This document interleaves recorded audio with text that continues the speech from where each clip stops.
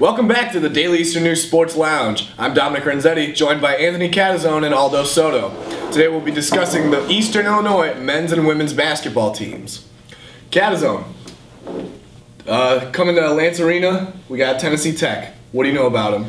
Yeah, they're bringing in an NBA prospect in Judd Dillard. He averages 18.2 points per game, that's second best in the OVC, and he also hauls in 7.6 rebounds per game, which ranks him tied for 5th.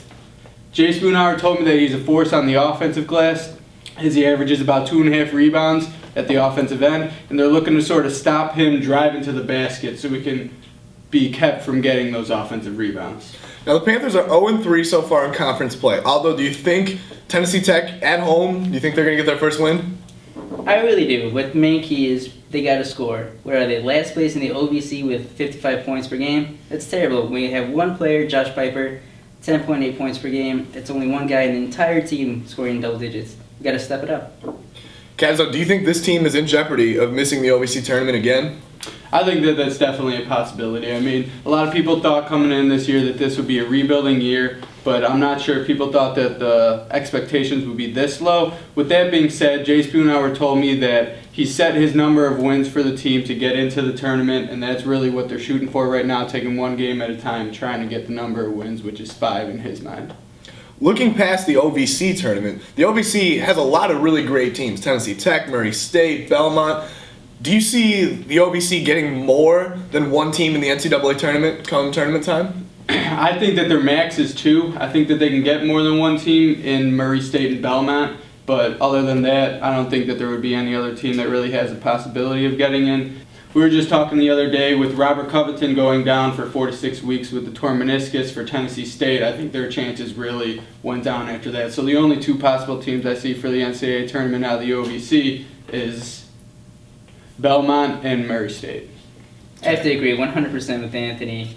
You know, with that injury, Tennessee State, they basically lost it. It's all about Belmont.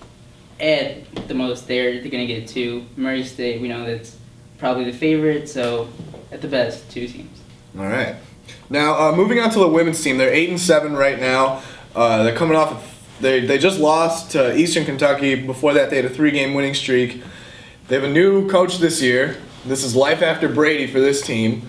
Do you see this team maybe finally making that hump and getting to the OVC championship?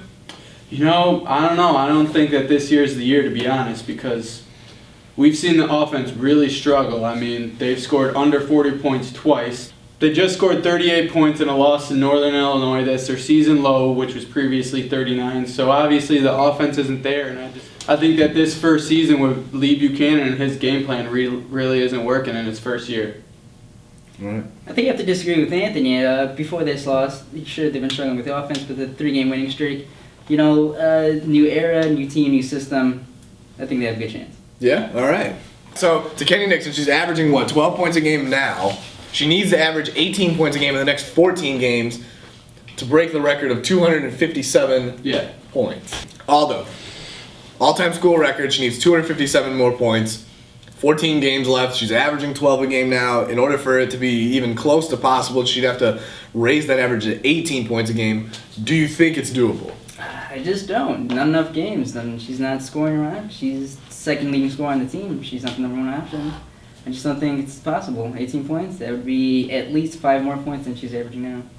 Not enough time. Catezone, what do you think about Kenny Nixon possibly getting this record? Well, I think Aldo's wrong, to be honest. If you look at her past couple years here at Eastern,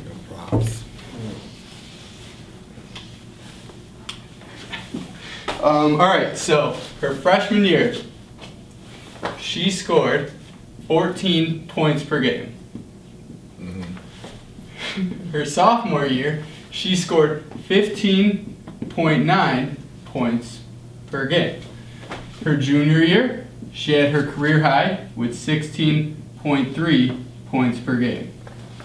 Now this year, as a senior, she's only scoring 12.9. As you can see, that's her career low. But I think that if she really gets back to how she's been playing in her past, that she will be able to get that and break the record. 2:57 left for the season. what? And she will average 18.5 points per game. Thanks for stopping by the Daily Eastern News Sports Lounge. For Anthony Catezone and Aldo Soto, I'm Dominic Renzetti. We'll see you next time.